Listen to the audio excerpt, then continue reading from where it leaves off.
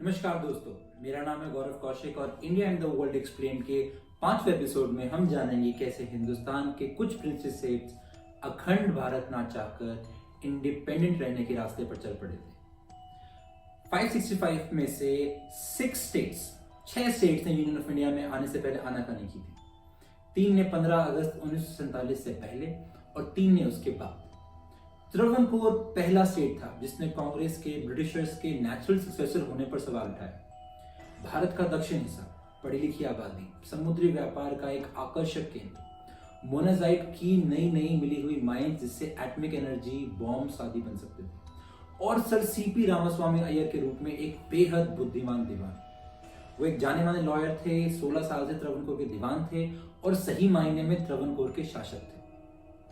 उन्होंने फरवरी 1947 में ही साफ कर दिया कि त्रावणकोर इंडिपेंडेंट रहेगा, जैसे कि वो 1795 से पहले था।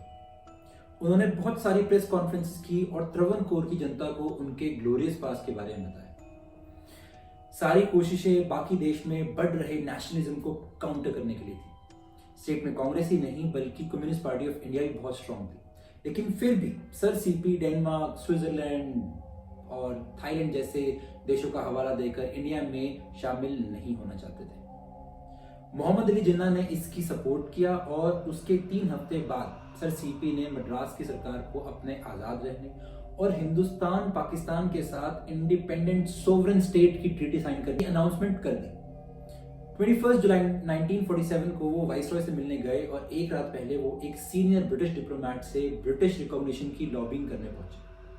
ब्रिटिश इंडिपेंडेंट त्रावणकोर का यूज कोल्ड वॉर और मोनाजाइट की सप्लाई के लिए कर सकते थे।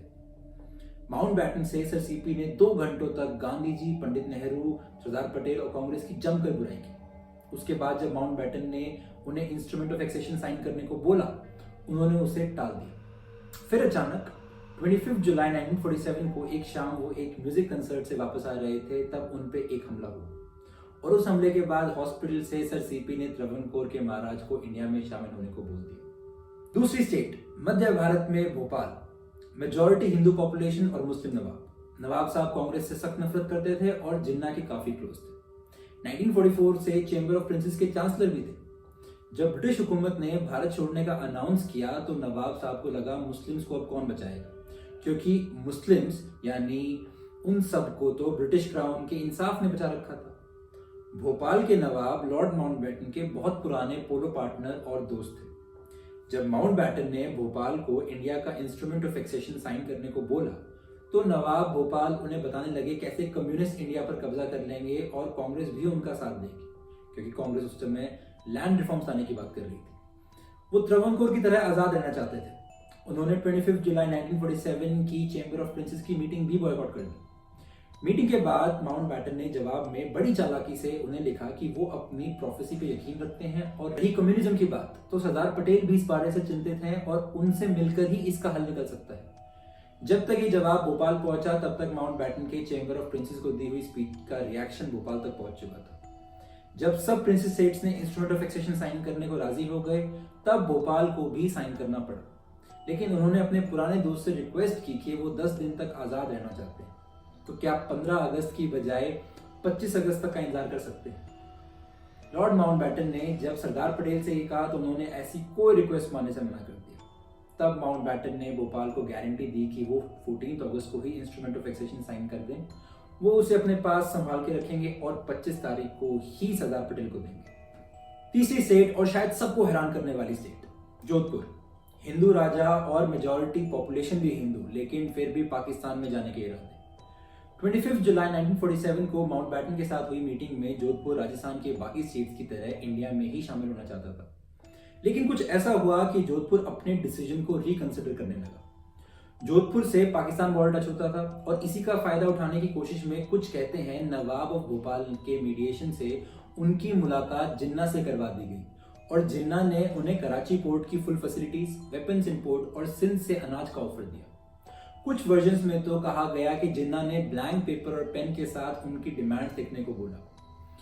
अगर जोधपुर जाता तो जयपुर और उदयपुर भी जा सकते थे। इससे पहले ये हो पाता, के एम पानीकर जो बीकानेर के दीवान थे, उन्होंने सरदार पटेल को ये बताया और सरदार पटेल ने तुरंत जोधपुर को वेपन्स इंपोर्ट और सूखे की मार झेल रहे डिस्ट्रिक्ट्स को तुरंत अनाज पहुंचाया। इसके अलावा जोधपुर की जनता भी पाकिस्तान में शामिल होने के खिलाफ थी। महाराजा जैसलमेर ने उनसे पूछा कि पाकिस्तान में जाने के बाद अगर हिंदू मुस्लिम दंगे भड़के तो जोधपुर के युवा महाराज किस तरफ होंगे। फिर जोधपुर ने भी इंडिया का इंस्ट्रूमेंट ऑफ एक्सेशन साइन कर दिया। चौथी स्टेट थी काठियावाड़ पेनिनसुला में हिंदू मेजॉरिटी पॉपुलेशन और मुस्लिम नवाब यानी मोहब्बत खान वाली जूनागढ़। भोपाल जहां हर तरफ से इंडिया से घिरा हुआ था, जूनागढ़ 3 तरफ से इंडिया से, लेकिन उसका एक हिस्सा अरेबियन सी से टच होता था। वेरावल का मेन पोर्ट उस समय पाकिस्तान की कैपिटल रही कराची से सिर्फ 325 नॉटिकल माइल दूर था। जूनागढ़ के बॉर्डर पे हिंदूज का सोमनाथ मंदिर और जैन्स के गिरनार के मंदिर थे, जहां हजारों की संख्या में तीर्थ यात्री आते थे। गिर फॉरेस्ट जो एशियाटिक लायंस का लास्ट नोन रेजिडेंस है, वो भी जूनागढ़ में आता था। उसे मोहब्बत खान और उनके एंसेस्टर्स ने ब्रिटिशर्स तक से बचाया था। 1947 की गर्मियों में मोहब्बत खान यूरोप में छुट्टियां मना रहे थे। उनके दीवान की मौत के बाद सिंध से मुस्लिम लीग के उभरते हुए नेता सर शाह नवाज भुट्टो नवाब बन गए।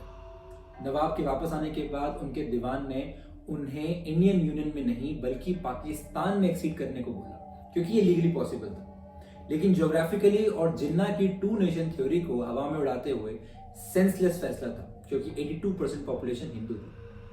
पाकिस्तान ने उनकी रिक्वेस्ट पे कोई फैसला नहीं लिया और फिर 13 सितंबर को एक्सेप्ट कर लिया।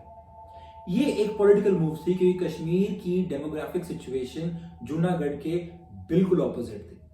उसने भी 15 अगस्त तक इंस्ट्रूमेंट ऑफ एक्सचेंज साइन नहीं किया था और वहां मेजॉरिटी पॉपुलेशन मुस्लिम और राजा हिंदू था। पाकिस्तान शायद कश्मीर के लिए जूनागढ़ को बार्गेन करने की प्लानिंग कर रहा था। जैसे ही पाकिस्तान ने एक्सेप्ट किया, Indian leaders particularly Sardar Patel जो काठियावाड़ से आते थे और जूनागढ़ की जनता की तरह गुजराती बोलते थे, वो बहुत गुस्सा हुए। उन्होंने जूनागढ़ के 2 वसाल स्टेट जो इंडिया में शामिल होना चाहते थे लेकिन नवाब होने नहीं दे रहे थे, उन्हें थोड़ी सी मिलिट्री के सपोर्ट से इंडिया में मिला लिया। सितंबर 1947 में जब वीपी मेनन नवाब मोहब्बत खान से मिलने जूनागढ़ गए, वो तबीयत खराब होने का बहाना करके उनसे नहीं मिले, तो वीपी मेनन उनके दीवान से मिले और उनसे मनवाया कि ज्योग्राफिकली और कल्चरली जूनागढ़ को इंडिया का हिस्सा होना चाहिए। रेफरेंडम यानी जनमत पे एग्रीमेंट हुआ, लेकिन इसी बीच समलदास गांधी जो महात्मा गांधी के भतीजे थे, उनकी लीडरशिप में बॉम्बे में जूनागढ़ की प्रोविंशियल गवर्नमेंट की स्थापना कर दी, जिसके थ्रू एजिटेशन से नवाब पर प्रेशर बनाया जाने लगा। नवाब पाकिस्तान भाग गए और उनके दीवान सर शाह नवाज ने 9 नवंबर को जूनागढ़ का कंट्रोल इंडिया को दे दिया। दिल्ली में लॉर्ड माउंटबेटन बहुत खफा थे कि उनसे कंसल्ट नहीं किया, क्योंकि बाकी स्टेट्स को मिलाने में उनका अहम कंट्रीब्यूशन था और शायद उन्हें मनाने के लिए 20 फरवरी 1948 को ऑफिशियल वोटिंग कराई गई, जिसमें 91% जूनागढ़ के लोगों ने इंडिया में रहने पर मोहर लगा दी। तो इस तरह ये 4 स्टेट्स इंडिया में मिली। इनके अलावा 2 और स्टेट्स थी, वो कैसे इंडिया में मिली जानने के लिए देखते रहिए India and the world explain मेरे गौरव कौशिक के साथ।